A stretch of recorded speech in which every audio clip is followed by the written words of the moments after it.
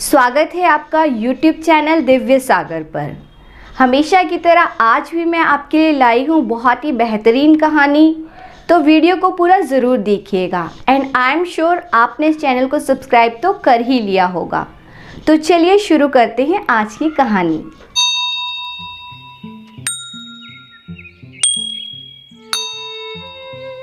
एक समय की बात है, सुजानपुर गांव में 3 भाई साथ साथ रहा करते थे। उनका नाशपाती का एक पेड़ था। उन्होंने बारी बारी उस पेड़ की देखभाल करने के लिए आपस में निश्चय किया था। जब 2 भाई खेतों में काम करने चले जाते तो तीसरा भाई पेड़ की रखवाली करने के लिए घर पर ही रह जाता था। वह ये देखता रहता कि कोई भी किसी प्रकार पेड़ को हानि ना पहुंचा सके और ना ही कोई चोरी से नाशपाती तोड़ ले। एक बार उन तीनों भाइयों की परीक्षा लेने के लिए स्वर्ग से एक दूत आया। भिखारी के रूप में वह नाशपाती के पेड़ के निकट गया। उस दिन सबसे बड़ा भाई पेड़ की रखवाली कर रहा था। वह भिखारी हाथ फैलाकर बोला, बाबा, ईश्वर के नाम पर एक पक्की नाशपाती दे दो। सबसे बड़े भाई ने उसे एक नाशपाती दे दी और कहा, यह मेरे हिस्से की नाशपाती है, इसलिए मैं तुम्हें दे रहा हूँ। अन्य नाशपातियाँ मेरे भाइयों के हिस्से की है। दूत ने उसे धन्यवाद दिया और चला गया। दूसरे दिन दूसरा भाई पेड़ की देखभाल कर रहा था। उस दिन भी दूत भिखारी के रूप में आया और एक पकी नाशपाती की भीख मांगने लगा। दूसरे भाई ने कहा, यह लो, यह नाशपाती मेरे हिस्से की है, परंतु मैं और नहीं दे सकता क्योंकि ये मेरे भाइयों के हिस्से की है। दूत दूसरे भाई को भी धन्यवाद देकर चला गया। तीसरे दिन जब दूत सबसे छोटे भाई के पास आया तो उसने भी अपने बड़े भाइयों की भांति उत्तर दिया। अगले दिन प्रातः काल दूत साधु के रूप में उन तीनों भाइयों के घर गया। उस समय तक वे सभी घर पर मौजूद थे। साधु ने कहा, बच्चों, मेरे साथ आओ। नाशपाती के पेड़ की रखवाली करने की अपेक्षा मैं तुम्हें अच्छा काम दूंगा। तीनों भाई उसके साथ हो चले। चलते चलते वे दूर एक बड़ी गहरी नदी के किनारे पहुँचे। साधु ने सबसे बड़े भाई से पूछा, बेटा, मांगो, क्या मांगते हो? सबसे बड़े भाई ने कहा, कितना अच्छा होता यदि इस नदी का जल मदिरा में बदल जाए और उसका मालिक मैं बन जाऊं। साधु ने अपनी छड़ी घुमाई और सारी नदी मदिरा हो गई। लोग बड़े बड़े पीपों में मदिरा भर भर कर ले जाने लगे। कुछ देर में ही ऐसा मालूम पड़ने लगा मानो एक बड़ा व्यवसाय हो रहा हो। लोग अपने काम में व्यस्त इधर उधर भाग रहे थे और सबसे बड़े भाई को सम्मान पूर्वक मालिक मालिक कहकर संबोधित कर रहे थे। दूत जो साधु के वेश में था बोला, तुम्हारी इच्छा पूरी हो गई, तुम धनवान हो गए, परंतु गरीबों को मत भूल जाना, उनका हमेशा ध्यान रखना। सबसे बड़े भाई को मदिरा के व्यवसाय में लगाकर साधु दोनों भाइयों के साथ आगे बढ़ चला। वे एक बड़े मैदान में पहुँचे जहाँ बहुत से कबूतर दाना चुग रहे थे। दूत ने दूसरे भाई से कहा, मांगो, तुम क्या मांगते हो? दूसरे भाई ने उत्तर दिया, यदि ये कबूतर बदलकर भेड़ हो जाएं और मैं इनका मालिक बन जाऊं तो इससे सुंदर और क्या होगा। दूत ने पहले की भांति अपनी छड़ी घुमाकर फिर से पहले जैसी रेखाएं बना दी। सहसा पूरा मैदान भेड़ों से भर गया। घर और दालान बन गए। स्त्रियां भेड़ों को दूहने लगी और पनीर बनाने लगी। कुछ लोग बाजार में बेचने के लिए मांस तैयार करने लगे और कुछ उनकी सफाई में लगे हुए थे। वे सभी अपने अपने कार्य में व्यस्त थे और दूसरे भाई को उन्होंने अपना मालिक समझ लिया था। दूत ने कहा, अब तुम्हारी इच्छा पूरी हो गई, तुम सुखी और संपन्न बन गए हो, परंतु निर्धनों का हमेशा ख्याल रखना। तब दूत और सबसे छोटा भाई वहां से चल दिए। कुछ दूर जाने के पश्चात दूत ने कहा, बेटा, तुम भी कुछ मांग लो। सबसे छोटे भाई ने कहा, मुझे केवल एक ही चीज चाहिए और वह है एक धर्मपरायण स्त्री। दूत ने कहा, बेटे, तुमने बड़ी कठिन चीज मांगी है। संसार भर में केवल 3 धर्मपरायण स्त्रियां हैं, उनमें से 2 विवाहित हैं, तीसरी राजकुमारी है जिसके साथ विवाह करने के लिए 2 राजा प्रयत्न कर रहे हैं। आओ हम लोग भी राजा के पास चलें और तुम्हारी इच्छा उनसे कहें। अतः वे उस नगर की ओर चल पड़े जहाँ राजकुमारी रहती थी। लंबी यात्रा के कारण थके हारे वे राजमहल में घुसे। राजा ने उनकी प्रार्थना सुनी, परंतु जब उसने उनका आने का आशय सुना तो उसने कहा, मैं कुछ भी निर्णय नहीं कर सकता। 2 राजा और ये नवयुवक तीनों मेरी बेटी से विवाह करने के इच्छुक हैं।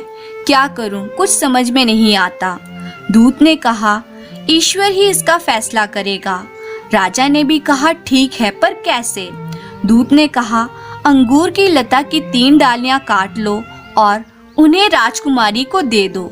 राजकुमारी प्रत्येक डाली के ऊपर विवाह के इच्छुक एक एक प्रत्याशी का नाम लिख लिख कर 3 डालियां आज रात बगीचे में गाड़ दे। रात भर में जिस डाली में फूल खिलकर प्रातः अंगूर के गुच्छे नजर आए, उसी के साथ राजकुमारी का विवाह कर दें। राजा ने कहा, यह तो बहुत अच्छा उपाय है। राजकुमारी, दोनों राजकुमार और युवक तीनों उस उपाय पर राजी हो गए। 3 डालियों पर उनके नाम लिखकर बगीचे में गाड़ दिए गए। प्रातः काल 2 डालियां सूख गई। तीसरी डाली हरी भरी थी और उसमें अंगूर के गुच्छे लटक रहे थे। इस डाली पर सबसे छोटे भाई का नाम लिखा हुआ था। राजा को ये शर्त माननी पड़ी। उसने अपनी प्रतिज्ञा अनुसार राजकुमारी का विवाह उस युवक से कर दिया। राजा ने अपनी लड़की और दामाद को आशीर्वाद दिया। 1 साल बाद दूत पुनः पृथ्वी पर यह देखने के लिए आया कि अब वे तीनों भाई कैसे रह रहे हैं। भिखारी बनकर वे सबसे बड़े भाई के पास गया, जो अपने शराब के व्यवसाय में व्यस्त था। दूत ने कहा, बाबा, भिखारी को भी 1 प्याला शराब दे दो। बड़े भाई ने चिल्लाकर कहा, बदमाश, निकल यहाँ से। यदि मैं सभी भिखारियों को शराब मुफ्त में देता रहूंगा तो खुद भी शीघ्र ही भिखारी बन जाऊंगा।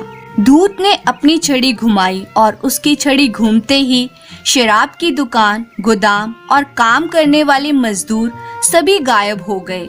वहाँ पहले की भांति लंबी चौड़ी और गहरी नदी बहने लगी।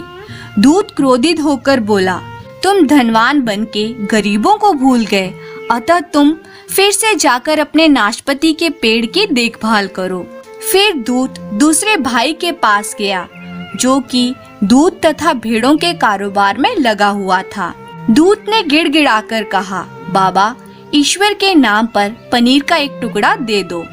दूसरे भाई ने कहा, अबे भाग यहाँ से, नहीं तो तेरे पीछे कुत्ते छोड़ दूंगा। तुम्हारे जैसे आलसियों को मैं पनीर नहीं देता।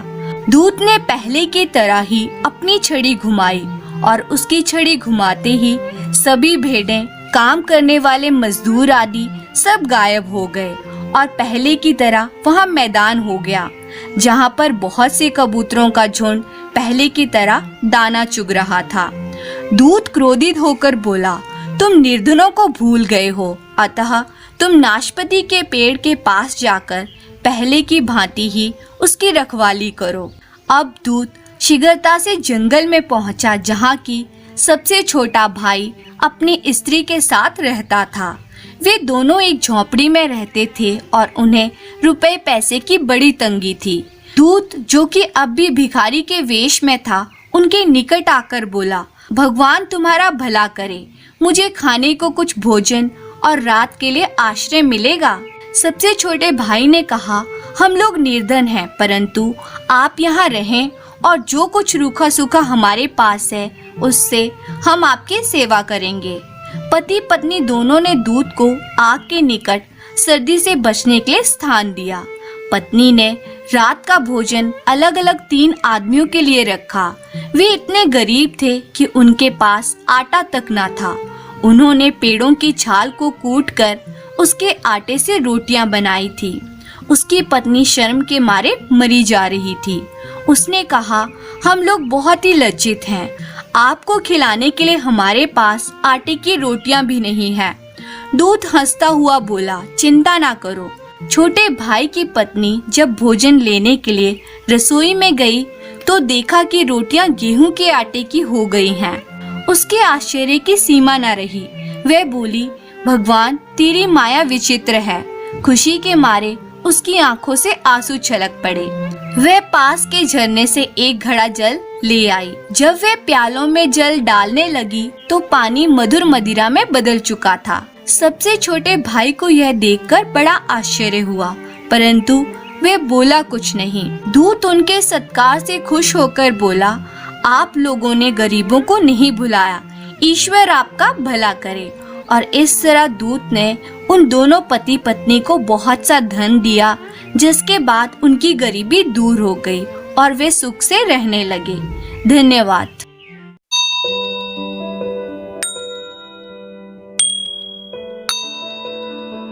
दीनपुर गांव में एक बहुत ही गरीब आदमी रहा करता था।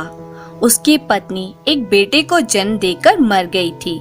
उसने अपने बेटे का नाम गोपी रखा था। इसके बाद उस आदमी ने एक अमीर विधवा से शादी कर ली।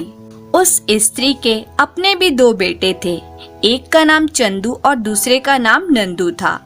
वह स्त्री अपने बेटों को तो बहुत प्यार करती थी, पर गोपी को बहुत तंग करती थी। वह गोपी को रसोई घर में ही खाना देती और उसको सारा दिन वहीं रखती थी, जबकि उसके अपने बेटे चंदू और नंदू खाने के कमरे में खाना खाते थे और फिर इधर उधर खेलते थे। उस स्त्री के अपने बेटों को बांसुरी बजाने का बहुत शौक था और वे बांसुरी बजाते भी अच्छी थे। सो उनकी माँ ने उनको 2 नई बढ़िया बांसुरी लाकर दे दी थी। गोपी को भी बांसुरी बजाने का बहुत शौक था, पर उसके पास एक बहुत ही पुरानी बांसुरी थी और एक बहुत पुरानी धुन। उस बांसुरी को वे अच्छी तरह से बजा नहीं पाता था। एक बार गोपी जानवर चरा रहा था और अपनी पुरानी बांसुरी पर पुरानी धुन निकालने की कोशिश कर रहा था कि इतने में उसने देखा एक बहुत ही सुंदर राजकुमार जैसा आदमी वहाँ चला आ रहा था। उसने गोपी से पूछा, क्या तुम अपने भाइयों की तरह बांसुरी बजाना सीखना चाहते हो? गोपी बोला, हाँ। उस सुंदर आदमी ने बोला, अच्छा तो अपनी उंगलियों को इस तरह से बांसुरी पर रखो जिस तरह से मैं तुम्हें बताता हूँ। उसने ऐसा ही किया। उस आदमी ने कहा, अब तुम अपनी बांसुरी बजाओ। उसने फिर अपनी बांसुरी बजाई, पर यह क्या, उस बांसुरी में से तो इतनी मीठी धुनें निकलने लगी कि हवा बहना रुक गई, मछलियाँ तैरना भूल गई, जानवर चरना छोड़कर उसके पास आकर खड़े हो गए, पक्षी अपने घोंसले छोड़कर उसके चारों तरफ आकर बैठ गए। कुछ देर बाद वे घर आ गया। घर आकर उसने किसी से कुछ नहीं कहा और जाकर रोज की तरह रसोई घर में बैठ गया। अगले दिन एक आदमी उनके घर आया और कहने लगा कि वह चंदू और नंदू में से एक को अपने समुद्री जहाज पर बांसुरी बजाने की नौकरी देना चाहता है, इसलिए वे उन दोनों का बांसुरी वादन सुनना चाहता है। जब वे उन दोनों का बांसुरी वादन सुन चुका तो उसकी निगाह रसोई घर में बैठे गोपी पर पड़ी। उसने उन दोनों बेटों की माँ से पूछा कि रसोई घर में बैठा वह लड़का कौन है? माँ बोली, वो हमारा नौकर है, वो हमारे जानवरों को चराता है। वे आदमी बोला, लगता है वह भी बांसुरी बजाता है, क्योंकि मुझे उसके हाथ में भी बांसुरी दिखाई दे रही है। क्या मैं उसकी बांसुरी सुन सकता हूँ? माँ बोली, हाँ हाँ क्यों नहीं, वे बांसुरी बजाता तो है, पर वे अभी ठीक से नहीं बजा पाता है। उसकी बांसुरी में से तो बस केवल शोर ही निकलता है। आदमी बोला, फिर भी मैं उसकी बांसुरी सुनना चाहूँगा। गोपी को बुलाया गया और उसको बांसुरी बजाने को कहा गया, तो उसने बांसुरी बजाना शुरू की। उसने इतनी ज्यादा मीठी बांसुरी बजाई कि उसकी सौतीली माँ को भी मानना पड़ा कि वह नंदू और चंदू से भी ज्यादा अच्छी बांसुरी बजाता है। गोपी की बांसुरी सुनकर उस आदमी ने गोपी को अपने समुद्री जहाज पर बांसुरी बजाने की नौकरी दे दी और अब गोपी उस आदमी के समुद्री जहाज पर लोगों के लिए बांसुरी बजाने लग गया। एक दिन जब वह समुद्री जहाज धरती के किनारे से 18-20 मील दूर था कि उसमें पानी आने लगा। जहाज का कप्तान घबरा गया। उसकी समझ में नहीं आ रहा था कि वह क्या करे। गोपी बोला, तुम घबराओ मत, मैं एक ऐसी धुन बजाऊंगा जिसे सुनकर किनारे के लोगों को पता चल जाएगा कि हम लोगों पर कोई मुसीबत आ पड़ी है और वे हमारी सहायता का कोई न कोई इंतजाम जरूर करेंगे। यह कहकर वह जहाज के डेक पर चढ़ गया और ऐसी दुख भरी धुन बजाई कि कुछ ही देर में किनारे वाले लोगों ने एक दूसरा जहाज उनकी सहायता के लिए भेज दिया। कप्तान ये देखकर बहुत खुश हुआ और उसने गोपी को बहुत सारा इनाम दिया। तो इस तरह गोपी ने अपनी सूझबूझ से समुद्री जहाज पर बैठे लोगों की जान बचाई। धन्यवाद।